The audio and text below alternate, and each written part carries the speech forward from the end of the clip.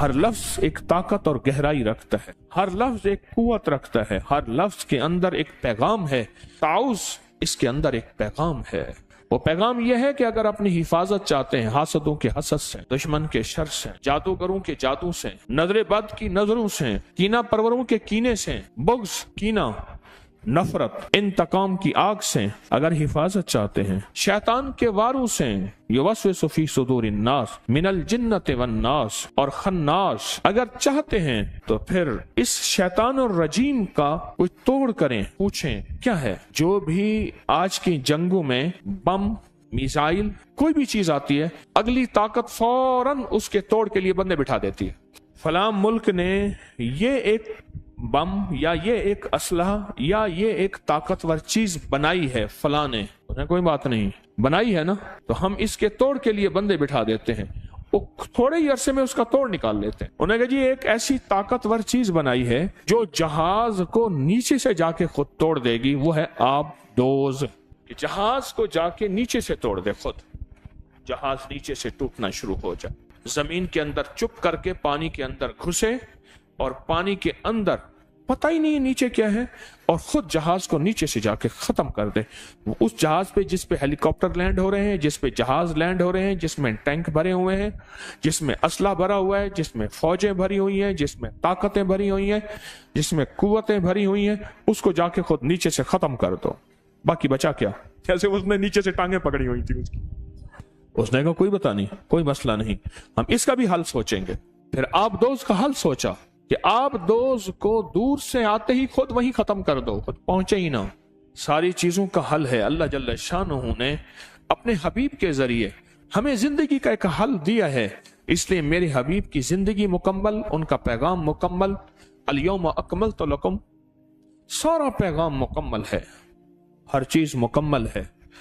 قیامت تک جو بھی وار ہوتے رہیں گے، جو نظام چلتا رہے گا، وہ سب کا سب مکمل ہے۔ ہم کہیں بھی اپنے آپ کو لاوارث نہیں کہیں گے کہ یہاں کملی والے نے ہمیں پیغام کیا دیا ہے۔ ہماری تلاش میں کمی ہے، ہماری جستجو میں کمی ہے، حضور نے ہمیں ہر موقع کا پیغام دیا ہے۔ یہ لفظ ایک پل کے اندر اللہ کی طاقت کو غیب سے پکارتا ہے کہ اللہ اب آ جا،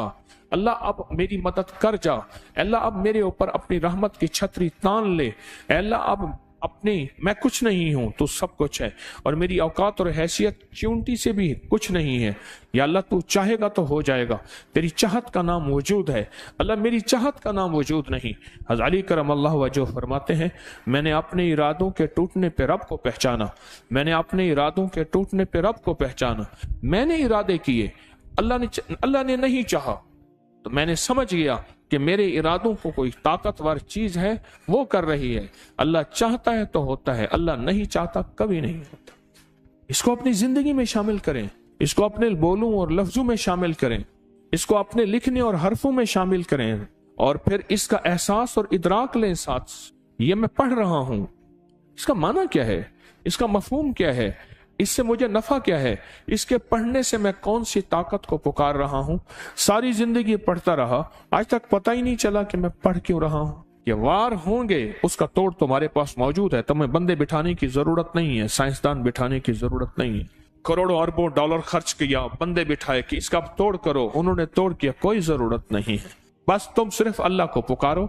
اور پکارو ان لفظوں کے ساتھ جو لفظ مجھے کملی والے نے دیے ہیں، ان لفظوں کے ساتھ پکارو۔ دیکھیں جتنے بھی نظام چلانے ہوتے ہیں ان کے کوڈ ہیں، یہ پیکج لگانے کے لیے کوڈ نہیں ہوتے، یہ اسٹار ہیش فلاں فلاں یہ دباؤ تیرا پیکج لگ گیا۔ جتنے بھی نظام ہیں ان کے کوڈ ہوتے ہیں، ان کے خفیہ ورڈ ہوتے ہیں۔ پھر اس کو ہماری روحانیت اور عملیات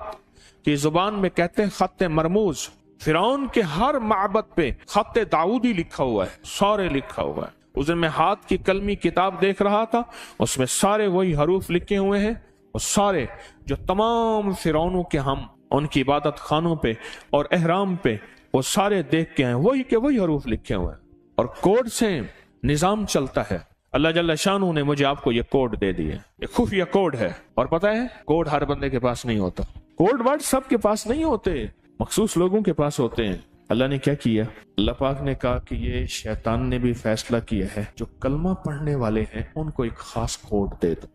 اللہ نے اربوں میں سے کروڑوں کو یہ کوڈ دیا ہے، اربوں میں سے کروڑوں کو یہ کوڈ دیا ہے، سب کو نہیں دیا، سب کو نہیں دیا۔ جو اپنے آپ کو اللہ کی حفاظت میں دینا چاہتا ہے، اللہ کی طاقت میں، قدرت میں، قوت میں، عزت میں، عظمت میں، وقار میں، شان و شوکت میں دینا چاہتا ہے،